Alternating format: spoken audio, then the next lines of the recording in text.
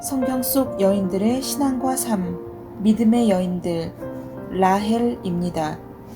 외모는 아름다웠지만 내면은 실망스러웠던 여인. 창세기 29장 1절로 30절. 두 종류의 아름다움이 있다. 하나님께서 태어날 때 주신 꽃과 같이 아름답지만 곧 시들어버리는 아름다움과 하나님의 은혜로 거듭날 때 하나님께서 허락하시는 아름다움이다. 그런 아름다움은 결코 사라지지 않고 영원히 피어있다. 아브라함 카이퍼. 라헬은 다소 어리둥절하여 우물가에 서 있는 낯선 사람을 힐끗 바라보았다. 매일 하던 대로 양들이 물을 마시게 하려고 그곳에 왔다가 겨우 몇 분 전에 그를 만났을 뿐이다. 그녀가 우물 곁으로 가까이 갔을 때 그 낯선 사람이 우물 입구에서 한 손으로 돌을 옮겨놓고 있었고 그녀는 그것을 감탄스러운 눈으로 지켜보았다. 그 일은 보통 서너 명의 장정이 함께해야 할 만큼 힘든 일이었기 때문이다. 그녀는 전에 그를 본 적이 없었지만 전혀 낯선 사람 같지 않았다. 어딘가 낯이 익었다. 잠시 후 그녀는 그 이유를 알았다. 그는 자신이 그녀의 사촌이라고 소개했다.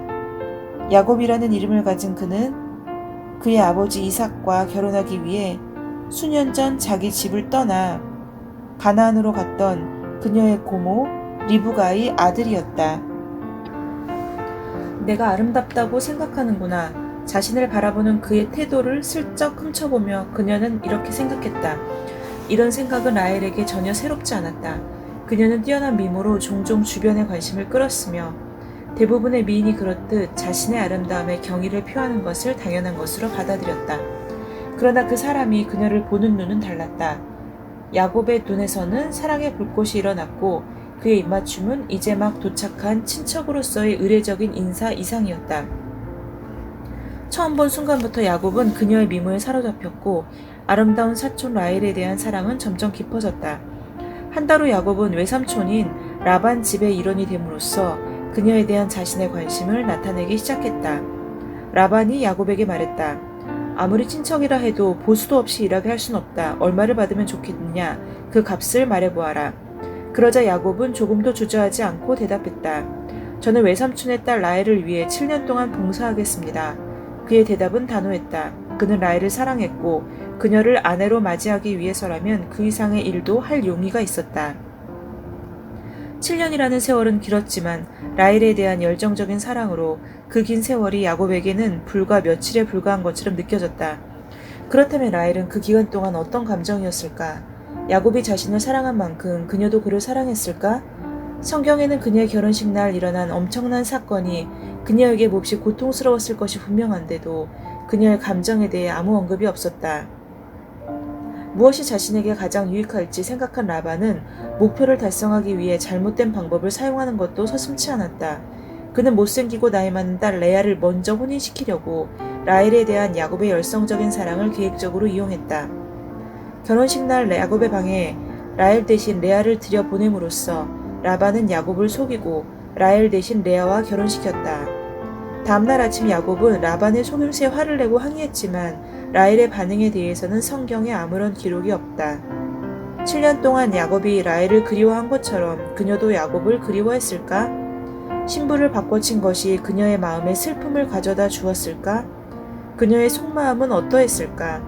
그녀의 외모만큼 그녀의 내면도 아름다웠을까? 상황에 대한 그녀의 반응이 그에 대한 답이 될 것이다.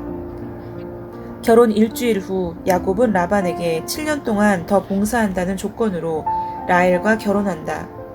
한 남자가 두 여자와 결혼했을 때 특히 그 여자들이 자매인 경우에는 문제가 매우 심각해진다. 그렇게 해서 라헬과 레아 사이에는 바람직하지 못한 상황에서 수반되는 긴장감이 감돌았다. 야곱이 라헬을 사랑하고 레아는 사랑하지 않는다는 사실이 사태를 더욱 악화시켰다. 자신을 사랑해주지 않는 남편과 함께 사는 고통을 경험한 레아는 하나님께 매달렸다. 그래서 하나님은 레아에게 6 아들과 딸 하나를 주셨다. 외적인 아름다움을 갖지 못했던 레아의 내적 아름다움은 고통 속에서 점점 성숙해졌고 그녀는 더더욱 하나님을 경외했다. 한편 라헬은 다른 방법으로 측은한 모습을 보였다. 그녀에게는 감사와 동정이 거의 없었다. 그녀는 레아를 시기하고 오직 자신만 생각했다. 자신이 레아보다 특권을 누리고 있으며 야곱의 사랑을 받으면서 매력적인 외모를 소유하고 있다고 여겼다. 그런데도 자신에게는 자녀가 없다는 생각에 집착하여 어머니로서 누리는 레아의 행복을 시기했다. 그 점에 있어서 자신이 언니에게 뒤지고 있다는 사실을 마음속으로 받아들이려 하지 않았다. 라헬은 울부짖으며 야곱에게 소리쳤다. 내게 자식을 낳게 하라. 그렇지 아니하면 내가 죽겠노라. 이처럼 냉혹한 말은 그녀가 야곱을 어떻게 생각하고 있는지를 여실히 드러낸다. 그녀는 수치를 당하느니 죽는 것이 더 낫다고 생각했다. 야곱은 그녀에게 그다지 중요한 위치를 차지하지 않는 것이 분명했다. 또한 그녀의 그러한 외침은 하나님을 모독하는 것이었다. 야곱은 라헬이 엉뚱한 사람에게 불평한다는 사실, 자녀의 복은 하나님께서 허락하시는 것이다 를 지적했지만 라헬을 회개시킬 수는 없었다. 라헬은 욕망을 성취하지 못한 고통으로 하나님에게서 멀어져 갔다. 하나님께 나아가는 대신 그녀는 자신이 주도권을 쥐고 해결책을 모색하려 했다. 내 여종 비라를 아내로 취하세요. 그녀가 낳은 자녀를 나의 자녀로 삼을 거예요. 그녀는 비라의 자녀가 법적으로 자신의 자녀가 되고 야곱의 법적인 후손이 된다는 관습을 알고 있었다. 이후 비라의 아들이 태어났을 때 라헬의 성향이 한층 더 드러났다. 하나님께서 나를 공정하게 대하셨다. 그렇게 말하고 그녀는 아기의 이름을 단이라 지었다. 하나님의 이름을 언급하긴 했지만 라헬에게 자녀는 레아와의 경쟁인 것이 분명했다. 라헬은 자기의 권리를 부르짖었다. 출산에서 언니보다 뒤처져 있었던 그녀는 그러한 위치를 바꾸고 싶었다. 그와 같은 생각은 비라가 둘째 아들 납달리를 낳았을 때 더욱 분명해졌다. 경쟁이라는 뜻의 그 이름은 자신이 언니와의 치열한 시합에서 차츰 승리하고 있다는 생각을 나타내는 것이었다. 라헬은 언제나 사람들과 그 주위 환경에 부정적인 영향을 미치는 신랄함과 위험하고도 전념성 있는 태도를 보였다. 라헬은 야곱과의 결혼 생활에 첩을 데려왔고 그것은 위험한 연쇄작용이 시작이 되었다. 얼마 후 레아도 자기 여종 실바를 데리고 와서 라헬처럼 했다. 결국 사태는 걷잡을 수 없이 확산되어 그 가족은 한 남자의 내 아내로 구성됐다. 남편의 사랑이 계속된다는 사실에 라헬이 얼마나 깊이 감동했는지는 성경에 분명하게 나와 있지 않다. 하지만 그녀가 레아와의 경쟁에서 남편의 사랑을 교묘히 이용했던 것만은 분명하다. 수년이 흘러도 그녀의 질투는 여전했다. 그녀는 계속해서 야곱의 사랑을 바라는 언니에게 아무 동정심을 느끼지 않았다. 내게 달라는 말만이 그녀의 심증을 차지했다. 미를 추수하던 어느 날 라헬의 이기적인 태도가 드러났다. 레아의 첫째 아들 르우벤이 자기 어머니에게 어떤 열매를 가져다 주는 것을 본 라헬은 그것을 갖고 싶었다. 합한채라는 그 열매는 사랑하는 힘을 강화시키는 것으로 알려져 있다. 희귀했던 만큼 르우벤의 발견이 더욱 대단해 보였다. 언니의 아들이 가져온 합한채를 주세요. 그러면 오늘 밤 야곱과 동침하게 해줄게요. 마치 은혜라도 베푸는 듯 라헬은 자신의 만족을 위해 사랑을 상품처럼 나누어 주었다. 가족과 남편을 자기 손아귀에 쥐고 교만하게도 사랑을 자신의 목적을 얻기 위한 수단으로 사용했다. 라헬은 자신의 참된 의미를 알지 못했다. 사랑의 교감으로 느낄 수 있는 따스함은 라헬과 거리가 멀었다. 그녀가 알고 있는 사랑은 이기적인 사랑이었다. 그녀의 매력적인 외적 아름다움과 그녀의 내적 교만, 그리고 뻔뻔함의 공존은 부조화의 모순이었다. 라헬의 관심은 자신만의 울타리를 벗어나지 못했다. 삶의 진정한 의미와 가치 면에서 라헬은 하나님에 의해 주관되었던 레아보다 훨씬 뒤떨어진다. 하지만 그것이 라헬을 향한 하나님의 선하심을 막지는 못했다. 비참한 인간의 이기심도 하나님의 은혜를 삭감시킬 수 없었다. 주님은 라헬의 고통을 아셨다. 아이를 갖고 싶어하는 그녀의 열정적인 욕망을 아신 주님은 그녀에게 아들 요셉을 주셨다. 그의 이름을 지을 때 그녀는 다시 한번 언니에게 뒤지고 있다는 감정을 자신에게 얼마나 깊숙이 자리 잡고 있는지 증명했다. 하나님이 내 부끄러움을 씻으셨다. 다시 다른 아들을 내게 더하시기를 원하노라. 아들을 낳은 후에도 라헬은 달라진 게 없었다. 그녀의 마음속에는 여전히 이기적이고 질투심 많고 감사하지 않는 교만이 남아있었다. 그녀의 일생 동안 내게 주시오, 더 주시오와 같은 태도가 반복되었다. 그녀의 경쟁심은 감사하는 마음을 막아버렸다. 상반된 두 마음이 동시에 존재할 수 없었다. 요셉이 태어난 뒤 야곱의 가정에 변화가 일어났다. 야곱의 다른 아들이 할 수 없었던 일을 사랑하는 라헬의 아들이 해낸 것이다. 야곱은 자기 아버지의 땅을 그리워하게 되었다. 14년 동안 일한 야곱은 더 이상 낯선 땅에서 다른 사람을 위해 일하고 싶지 않았다. 외삼촌 라반은 그에게 좀 더 머물라고 말했지만 야곱은 가족의 미래를 위해 계획을 세우기 시작했다. 6년을 더 열심히 일한 후 그동안 그는 부자가 되었다. 가나안으로 돌아가기로 결단을 내렸다. 그날 야곱은 라헬과 레아를 불렀다. 그런 다음 여호와 하나님께서 어떻게 자신에게 고향으로 돌아가는 긴 여행을 시작하라고 명령하셨는지 설명했다. 두 아내 모두 그의 결정에 찬성했다. 하나님께서 당신에게 말씀하신 대로 하세요. 그들은 이구동성으로 대답했다. 두 여인 모두 그와 함께 기쁘게 가려 했다. 그의 결정에 대해 아무런 갈등이 없었다. 하나의 사건으로 어떤 사람의 내적 상태를 예리하게 측정할 수 있다. 어떤 사람의 반복되는 일상을 중단시키는 특수한 상황은 몇 년 동안 그를 장식해주던 모든 주변 상황으로부터 벗어나게 한다. 그런 종류의 변화가 라헬이 가나안으로 가는 긴 여행을 준비할 때 그녀에게 큰 영향을 주었다. 가나안으로 가는 여행은 한 번도 자기 마을 밖으로 나가본 적이 없는 젊은 여인에게 큰 일이 아닐 수 없다. 여행은 긴 것이고 앞으로 가게 될 곳은 낯선 땅이었다. 하나님께서 야곱에게 떠나라고 하신 것과 가까이 계시겠다고 하신 격려의 말씀은 라헬에게 아무런 보장이 되지 않았다. 야곱과 지낸 수년 동안의 결혼 생활이 그녀를 하나님께로 데려다주지 못했던 것이 분명하다. 남편의 사랑도 라헬에게 하나님을 확실히 알게 하는 영감을 일으키지 못했다. 그의 가장 깊숙한 생각이 그녀에게 전달되지 않았고 그와 그녀는 영적인 삶을 나누지 않았다. 야곱의 인격에 결정적인 약점, 사업을 다루는 교묘한 솜씨와 속임수가 있었음에도 불구하고 하나님에 대한 그의 믿음은 언제나 승리를 거두었다. 그녀를 오랫동안 지탱해준 안정감이 흔들리기 시작하자 라헬은 자기가 의지하던 것, 즉 자기 아버지가 섬기는 우상에 매달렸다. 야곱이 하나님과의 언약을 새롭게 하려 할 때 라헬은 이방 우상에게서 안식을 찾고 있었다. 레아 역시 우상을 섬기던 그 땅에서 태어났고 그곳에서 교육받았지만 그녀의 마음은 흔들리지 않았고 하나님에 대한 믿음이 점점 커지고 있었다. 그녀는 라헬과 달리 자기 남편 야곱의 하나님을 신뢰하게 되었던 것이다. 대가족이 가축대를 몰고 비밀리에 떠날 준비를 하는 동안 라헬은 자기 아버지의 우상을 훔쳤다. 그런 행동은 그녀와 야곱의 관계를 좀 더 분명하게 보여준다. 그녀는 야곱 몰래 도둑질을 했다. 자기의 고민을 남편과 나누지 않았다. 라헬에 대한 야곱의 사랑에도 불구하고 두 사람은 결혼 생활 속에서 진실한 교제와 대화를 나누지 못했다.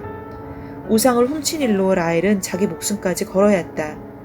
라반이 자기의 우상을 도둑질했다고 야곱을 비난했을 때 야곱은 너무나 큰 모욕을 느껴 다음과 같이 말하며 화를 냈다. 그것을 가진 자에게 저주가 임하리라. 그는 살지 못할 것이다. 그러나 라헬은 죽음을 면하려고 거짓말을 했다. 그녀는 약대 안장 밑에 자기가 도둑질한 우상을 넣고 그 위에 올라앉았다. 그리고 교묘하고도 그럴 만한 변명을 생각해냈다. 라반이 자신의 장막을 조사할 때 그녀는 여자이기 때문에 몸이 불편한 체하며 자리에서 일어나지 않았다. 그래서 라반은 우상을 발견할 수 없었다. 라헬은 들키지 않았지만 그녀의 행동과 도둑질한 우상은 족장 야곱과 가족의 신앙을 더럽혔다. 훗날 그녀의 행동으로 인해 나쁜 결과가 나타난다. 성경은 인간의 마음에 대한 하나님의 생각을 분명히 나타낸다. 여러 구절로 인간의 마음을 분명하게 묘사하고 있다. 인간의 마음은 어려서부터 악하다. 인간의 마음은 거짓되고 부패하고 너무나 복잡해서 하나님만이 아신다. 하나님은 인간의 마음을 교만하고 패역하다고 하셨으며 마음이 교만한 자를 미워한다고 말씀하신다.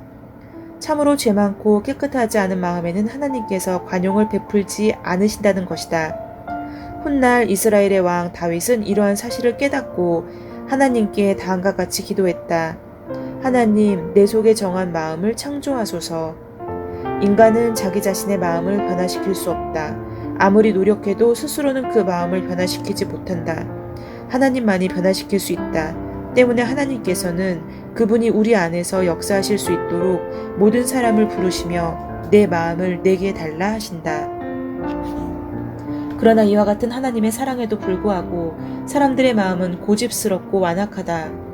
하나님께서는 인간의 마음을 변화시키고 굽히시기 위해 사람들에게 고통을 주신다. 또한 사람들이 하나님의 뜻을 행할 준비가 되었는지 보시기 위해 그들을 시험하신다. 이러한 사실로 미루어 본다면 라헬의 마음이 예외적으로 나쁘거나 보통 이상으로 고집스러운 것은 아니었다. 자기 생애를 하나님께 의탁하는 대신 그녀는 스스로 자신의 삶을 주관하기로 결정했을 뿐이다. 그와 같이 잘못된 결정은 라헬을 이기주의로 빠뜨렸고 그녀의 개인적인 문제를 증가시켰다. 하나님의 사랑이 그녀의 마음속에 스며들 기회가 없었다. 그녀의 마음은 어둠과 차가운 교만으로 닫혀 온기가 없었다. 사람이 다른 사람과 마음을 나누려면 먼저 자기 마음을 하나님께 굴복시켜야 한다. 그럴 때 비로소 그의 삶을 찬란하고 행복하고 따뜻하게 해줄 수 있는 하나님의 사랑을 받아 전달하게 된다. 어머니로서의 자신을 증명하기 위한 라헬의 갈등은 결국 그녀를 죽음에 이르게 했다. 야곱과 그의 아들이 약속의 땅에 정착하기도 전에 라헬은 아기를 낳다가 죽고 말았다. 마지막 숨을 거두며 라헬은 아기의 이름을 베노니라고 지었다. 그것은 슬픔의 아들이라는 의미이다. 그러나 야곱은 나중에 그 아기를 오른손의 아들이라는 뜻인 베냐민으로 불렀다.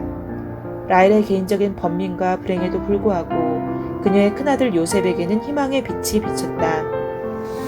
어머니가 돌아가셨을 때 그는 아직 어렸지만 그의 삶 속에는 하나님의 절대적이고도 분명한 인도하심이 있었다. 이후 그는 특별한 하나님의 사람으로 자라났다. 그는 히브리 민족에게 축복이 될 특별한 운명을 지니고 있었다.